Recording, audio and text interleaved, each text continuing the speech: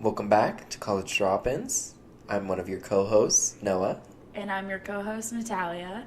and today we're going to be talking about dating in college.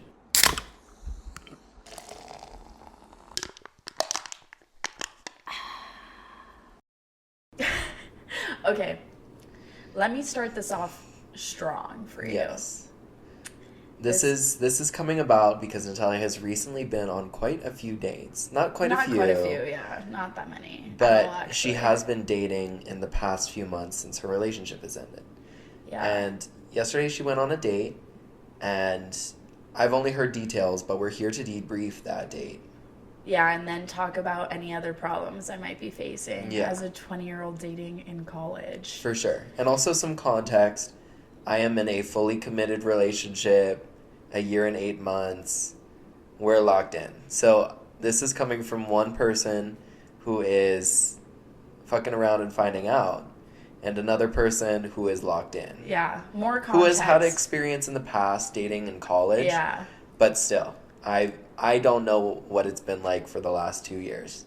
Yeah, more context is that I was in a long-term relationship before this as well.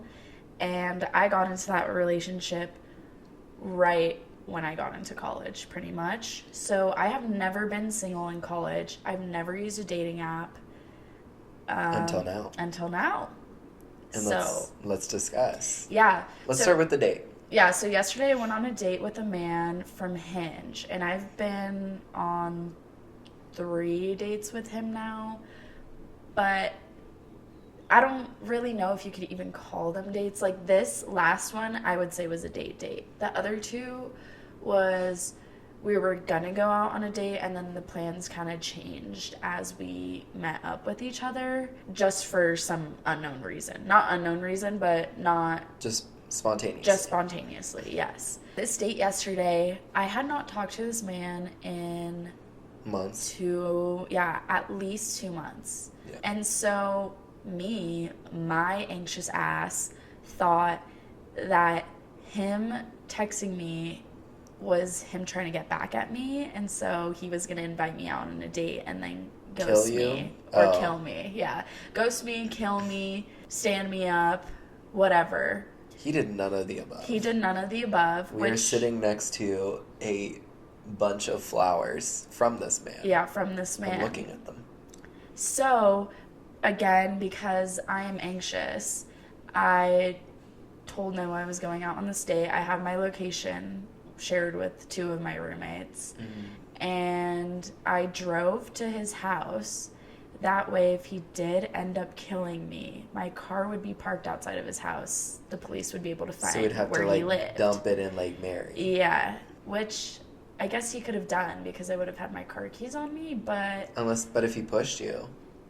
yeah, that I was genuinely worried about that too. Oh. I was thinking, what if he pushes me off this ledge?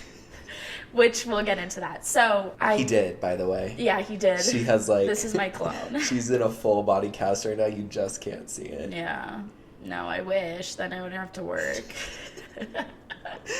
They'd probably make you work from home anyways. Yeah, they would. They said, your fingers work? All right, hop on that computer. Can you clock in and out? That's Yeah, right. That's what I thought. Yeah.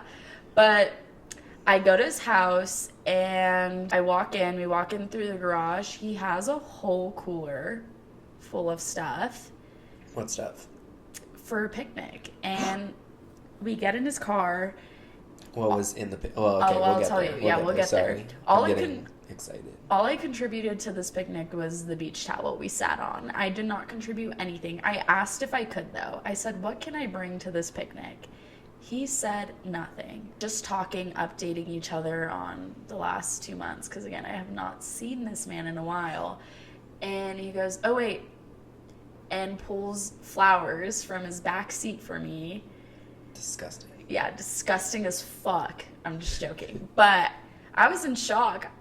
It felt like he was trying to redeem himself, because I will be honest, first 2 dates, they were okay, but they weren't great. Third date, though. Third date. I didn't realize. I thought this was maybe your second. And then he starts asking me if I want to know what's in the cooler. And I said, My I said, God. sure. and he made Horror. steak sandwiches on ciabatta bread Oh. with arugula and homemade dressing. I forgot what it was. Like a aioli? An aioli. It was an aioli? Yeah, it was. Oh my god. Yeah, we get to the spot. We went to the spot called the Edge of the World in Sedona. Look it up if you're not from Flagstaff. It is gorgeous, but it is an hour drive on a Forest Service road with no service. Again, I was a little terrified. Valid. But did you know that the steak sandwiches were in the cooler before you got there? Yes. I was also thinking, what am I going to talk about for an hour in the car? And a majority of the car ride wasn't awkward silence. It was just us listening to music that was playing and like nodding our head, whatever. Yeah, we drive an hour out to this place and we spend probably about an hour there. And when he opens the cooler, oh, also, I needed to pee so bad. And you bet your ass I peed in the woods. As you should. And now I feel on top of the world, like I can do anything. I'm such an independent woman. That's damn primal. Yeah. Right there. Side note. That was a little side note. But we get to the spot. It overlooks, it kind of looks like the Grand Canyon. It overlooks Sedona, and you can see the city. You can see cars driving, and then all the rock formations. It's incredible. Mm-hmm. There's also people out there camping. Damn. So I felt a little safer because if he pushed me off the ledge, there'd be a lot of witnesses. So that was nice. But we get to this spot, and it was the most perfect spot to sit at. He opens the cooler. It's our sandwiches he made us. It's bell peppers, cheese, pepperoni, crackers, hard kombucha, LaCroix, and High Noons. What the hell? And ice. Were the sandwiches bomb? The sandwiches were really good, and I left my sandwich in that cooler, and now I'm really sad about it because I didn't eat the whole thing. You could have brought it home. I know, I didn't bring it home. But For he gave me. I know, but he gave me arugula to take home, so that was nice. But that was my date, and then we're driving back, and I'm just ready to go home. Which I fear sounds mean. Like, this man just did so much for me. And that's my problem right now, is I feel like I am a relationship person. I can be, but for some reason right now, even though this man did such nice things for me, I'm not into it. Same with anytime I get on the dating apps, I go through it, and not that I feel shame, but I'm just like, nothing's literally gonna come from this. This feels pointless. So I'll either A, troll people on the dating app, which my roommates have witnessed many times. Yeah. Or B, I'll start talking to somebody and then I just won't respond to them for 2 weeks. And by that point, what's the point in responding? Then I have to remember that these people are perceiving me. So this man I just went out on 3 dates with, he now knows me. Just not that much, but a little glimpse of me. I don't think online dating is for me, even though I did meet my very first boyfriend through Instagram. That worked out. Well, it didn't. It didn't.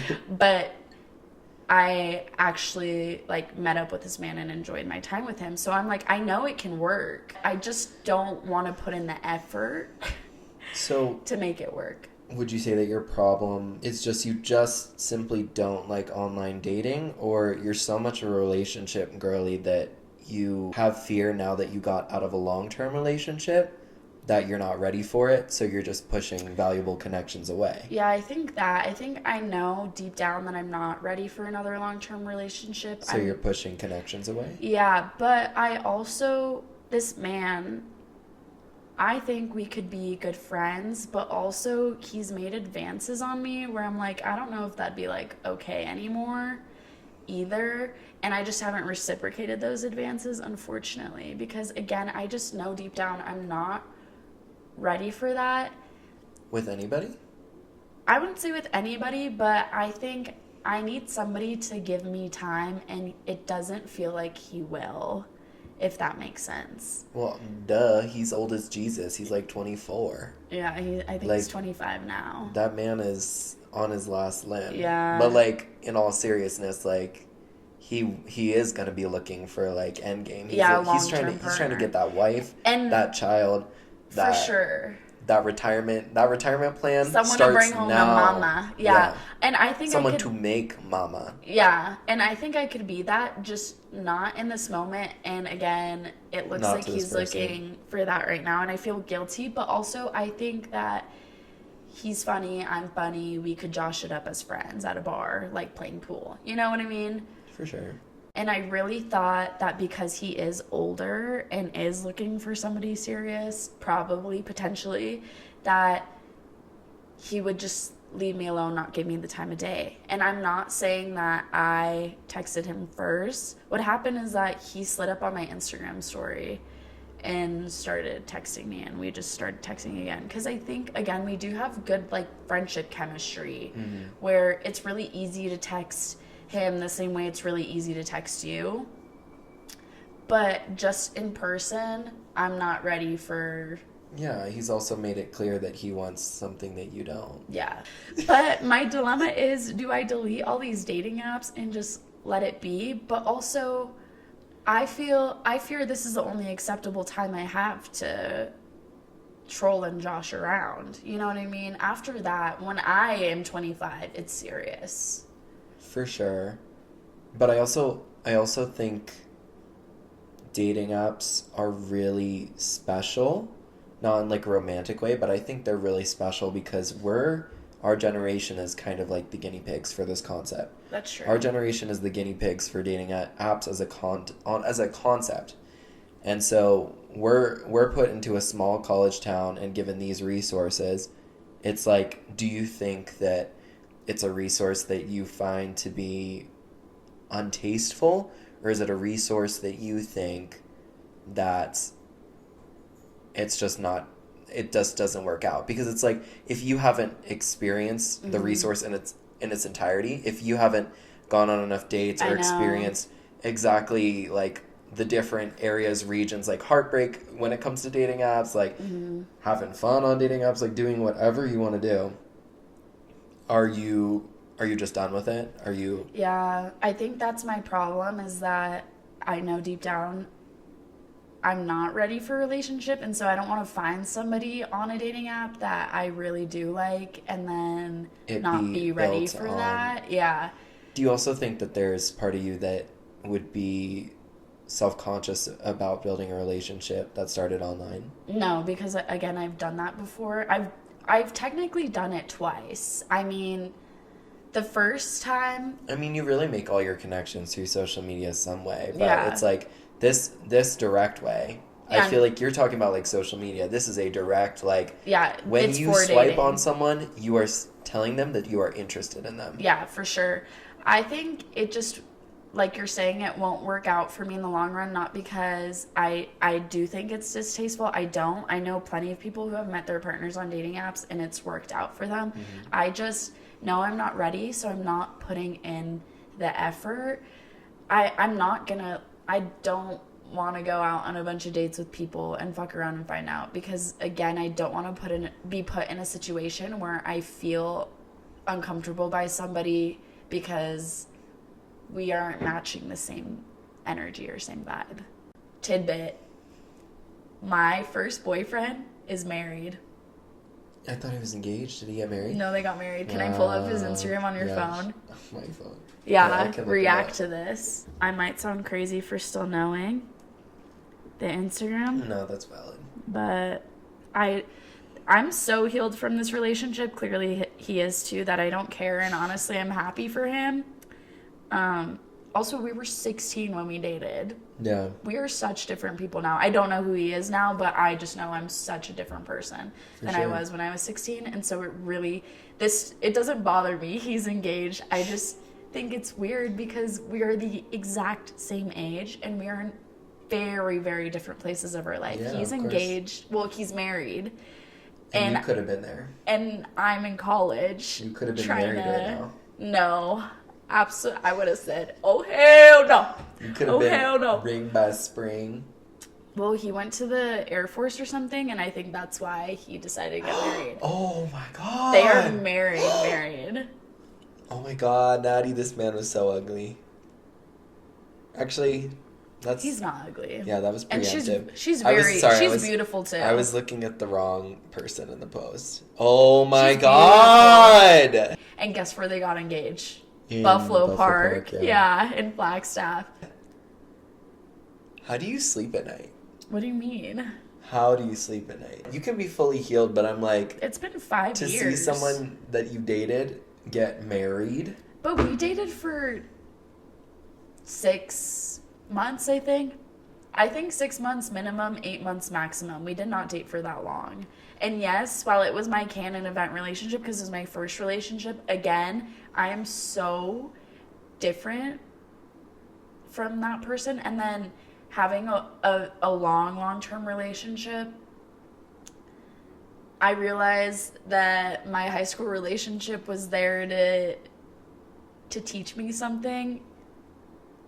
And that's it. It was like we weren't gonna get married. For sure.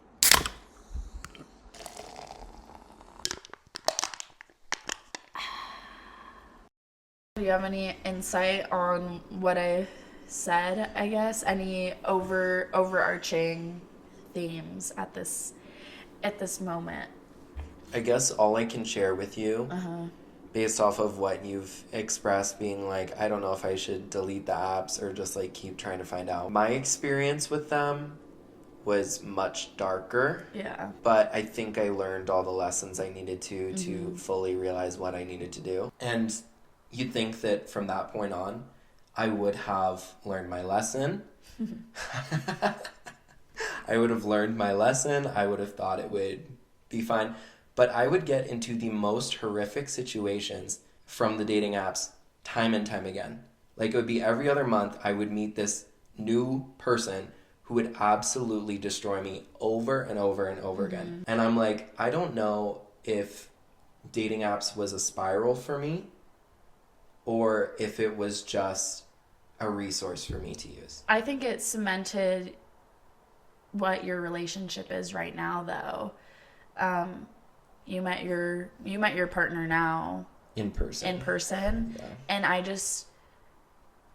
I think it's incredible the amount of growth you have in this relationship, where obviously stuff can still bother a person, but the way that you talk through it with people or talk through it with your partner or talk to your parents about it is so different than our freshman year of college. Yeah.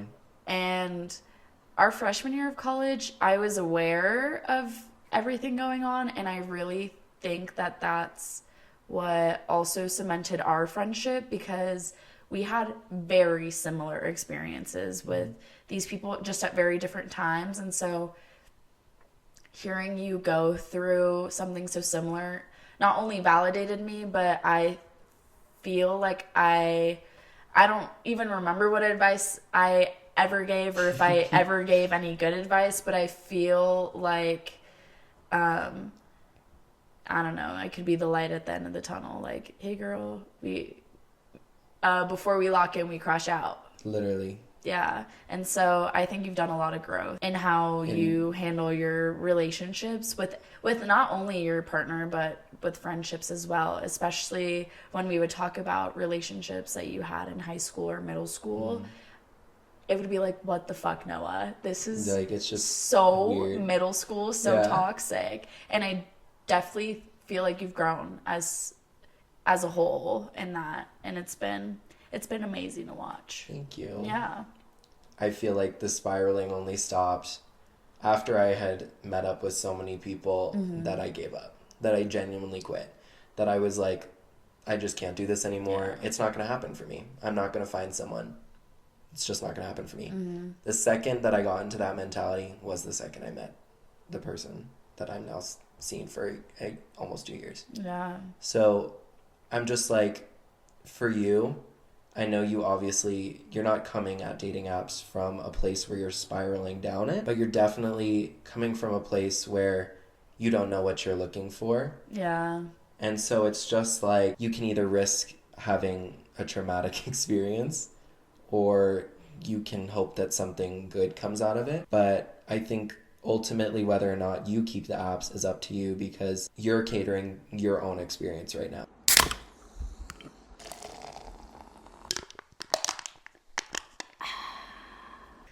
All right. Well, this is our hypothetical segment. If you're not familiar with it, we basically just take a hypothetical question and we sort of exercise all possibilities around that hypothetical. We have a dating hypothetical for today. We're going to read it, talk about it, and then we're going to get deeper into the situation and add some twists and possibly respond to this person that we're dating and ask, what the fuck is that? I'm so excited. Okay. This one could be a lot more tame. I'm hoping the twist gives us some more. Hypothetical. You're on a third date with someone. Oh, okay. Targeted. Yeah, you've really hit it off with. Great chemistry, shared interests, and they even laugh at your terrible puns. You're having a dinner at a cozy little restaurant when your date casually mentions that they don't believe in using smartphones at all. Okay. No texting, no social media, no maps, no Uber. They live completely analog. They say they prefer handwritten letters and phone calls on a landline. We were just talking about period. This is perfect.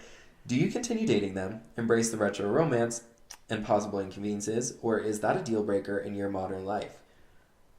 And then we can add our twist. Okay, before we add the twist, I would say it's not a deal breaker if they're willing to compromise. If they don't want a smartphone, that's okay. I can accommodate for that. I could call them on a landline and I could write them letters. I love writing letters. I used to write letters to my past relationships all the time for fun. Like I just love that. I think it's very sentimental. It's intimate, yeah, it's intimate. So I would 100% be willing to do that as long as I don't receive judgment for not wanting to follow in that lifestyle. I think I could learn a thing or two from that partner though, and maybe get off social media or specifically hanging out together. I would shut my phone off, but I am not removing that from my life. Like, I want to contact my parents, I want to talk to my friends, I want to take photos on my phone because it's easier. So as long as that person is willing to compromise, it's not a deal breaker for me. What about you? No, I completely agree. I think we need a twist because it's just like, if we've already hit it off, then I don't see how we could have made contact with this man if he doesn't have, if he lives off the grid, but you found him at the mosh pit. Yeah, apparently found him at the mosh pit and we're on our third date now. Yeah. His name is Danny from the mosh pit. Okay. I just feel like everything can be avoided, everything can be worked around. You don't really need technology. It's helpful, but I think we could get past it with Danny. Yeah, I agree. For sure. Okay. Let's throw the twist in. I'm scared. He's gonna beat the shit out of us. Yeah. All right. Here's your upgraded hypothetical with a dramatic twist. Okay. You're on your fourth date with someone who seems too good to be true. They're charming, emotionally intelligent, and have almost a cinematic way of making every moment feel special. On this date, they finally invite you to their apartment for the first time. I'm going to take this as they also don't have technology. Everything looks normal until you notice a locked door at the end of the hallway. Curiosity gets the better of you, and while your date is in the kitchen, you try the handle. It's locked tight. They return with drinks and notice your interest in the door and calmly say, "There's something I haven't told you. I'm in witness protection." Oh. They explain that they testified against a dangerous person years ago, and the door hides part of their past they can't risk exposing yet. I'd be freaked the fuck out. I'd be freaked out. That turned from wholesome, he's just a book nerd, to what the actual hell. I'd be freaked out, first of all, if you are actually in witness protection, and again, my anxious ass would be freaked out that they are lying and there's a body behind that door hanging on the fucking meat hanger. Do we want to find out what's behind the door? Wait, it'll tell us? I think so. Okay, let's... Oh my gosh. What happened to compromise? That would have been a lot easier. You eventually convince your date to let you in. Okay. No, I'm scared. I'm scared too. Either through trust, persistence, or maybe a moment of vulnerability. When the door opens, you expect a dark secret, a cache of weapons, a hidden identity, or something criminal. Instead... What? Sorry. Instead, it's a meticulously preserved nursery. Oh, fuck no, I'm Oh, fuck, I just no. got goosebumps. Hold on. Oh my gosh, Noah, I'm freaked out right now. Hold on. Maybe we can get Okay, that. sorry, we have to settle down the bars in here. Oh, hell no. There's no children's toys, only a single untouched crib, an old mobile, and photos of a child you've never seen before. The room is eerily clean, like it's been frozen in time. They killed his kid, huh? Your date stands silently for a long moment before saying, "That's my daughter. She didn't make it to witness protection." Suddenly, the stakes of their life and your relationship are redefined. They weren't just hiding danger, they were hiding grief. Now the twist becomes yours. Do you step into their pain and build something honest and healing? No. Or realize the weight of the past might be too heavy to carry with them? Why didn't her ass make it to witness protection? I'm assuming. Ask him right now. This isn't dating advice. I'm sorry we're off topic, but I think this is entertaining enough. Your date finally opens up, voice steady but haunted. I was supposed to testify against a major figure in organized crime. They offered me protection, but only if I turned over everything. Names, evidence, full cooperation. At the time they were scared, not just for themselves, but for their daughter, who was only 3. So they tried to buy time, delaying handing over some more dangerous evidence, hoping to negotiate better terms. The hesitation cost everything. One night before the move to witness protection could be finalized, their safe house was compromised. The criminals got there first. Your date survived, but only barely. Their daughter didn't. And then they went to witness protection. So is he divorced now? No. I mean, yes. I think he was a single father. Is the vibe. Because it says... the vibe I was getting is at the time they were scared, so... They, as in him and his daughter. And no, as him and whatever person he was with. Okay. The mother. She ain't there. I'm guessing, yeah. Should we ask what happened to the mother? I think we need to make our decision. No. My decision is, fuck no, I'm leaving. Ew, what if he's lying? That was like bone chilling. Like a that nursery. That was disgusting. If I saw a nursery behind the door, I would out. I'd be dead. I think that would be the last thing I see. Is that nursery. Yeah, the safe word is getting texted to you. The car I left in front of his house is being found by the police because there ain't no way. Whew, that was scary. I thought you were gonna say there's a cage. He likes cage play. No, it was witness kind of protection is a role play for him. That was disgusting. Yeah. Okay, so I agree with you. Unfortunately, we're not pursuing anything with this man. At this time in my life, I don't think I could help someone with that much trauma process that. Yeah, because I fear I would think they were lying the whole time. Exactly. Unless I had very solid concrete evidence. I mean, you probably have court records to some degree, but I think it's more like... They would freak me out as a person. Exactly. Yeah. Sorry if this situation... Danny. Danny from the mosh pit. If this describes your life, I'm sorry. I'm sure you're a lovely person, but unfortunately, I don't think we're both in the space to be in that environment. That sounds a little bit dark. Like you lost your daughter, and also you might be chased by criminals if they ever get out. So, yeah. I'm sorry, Danny. We're going to say, Danny, we have to part ways. Hopefully he responds cordially. Hopefully he doesn't. What if he kills us? Because we know now. Okay. Danny stands in the doorway, the faint light from the hallway casting long shadows across his face. He doesn't say anything at first, just nods slowly, as if he's known this was coming. I figured, he says quietly, almost to himself. Most people run when they find out who I used to be, what I lost. There's no anger in his voice, just sorrow and acceptance. He steps aside, giving you a clear path to the door, but not before adding one last thing. Thank you for making me feel normal again, even for a little while. You leave the door, clicking softly shut behind you, and behind it, a man still trying to make peace with ghosts. Wow, that was beautiful. He'll find his wifey. It's just not going to be us. Yeah, it just was not us. Danny, you met us in a mosh pit. Like, do you think we were ready for all that? You met us at a mosh pit and a Lana Del Rey concert. Yeah. We were bumping that coke. We were on that ketamine, the Mormon Housewives ketamine. Yeah, sorry, Danny. Yeah. Well, that's what he needs. He needs ketamine therapy. I don't think he needs anything. I think he needs to just sit in his pain. So I think this was good. Yes, it was a good convo, a good dating episode. We pretty much covered everything, so that's all we got for this episode. If you want to see more content, check out our Instagram at college_drop_ins. And check out our YouTube at College Yes. Drop-ins. Also our Spotify at College Drop-ins. Give us a good review. Give us a listen. We'll check in next week for a topic we don't know what we're going to talk about. It's going to be a surprise. For everyone. Because I have absolutely no idea what our next topic is. So, stay on your toes, and we'll be back. Have a good evening. And remember, don't drop out. Bye. Bye.